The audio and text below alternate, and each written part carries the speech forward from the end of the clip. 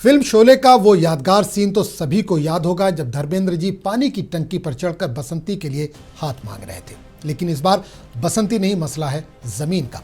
झांसी में एक शख्स फिल्मी अंदाज में पानी की टंकी पर चढ़ गया और मुतालबा करने लगा, मेरी जमीन वापस दिलाओ। इस शख्स ने 12 साल पहले जमीन खरीदी थी, इस पर खेती भी कर रहा था, लेकिन अचानक उस जमीन पर हो गया किसी और का कब्जा, जिसके चलते ये शख्स चढ़ गया पानी की टंकी पर। पुलिस ने मुदाखलत की और जमीन दिलाने का वादा किया, जिसके बाद ये शख्स नीचे उतरा। लेकिन हटेंगे नहीं जब तक हमारे सामने हमारी जमीन का दोषी नहीं आएगा।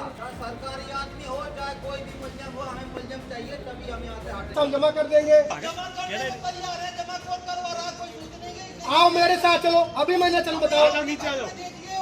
अरे अभी आओ यार।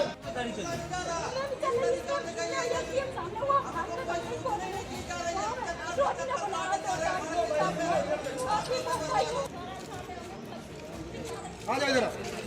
इधर भैया आए दिया साहब के सामने ठीक है।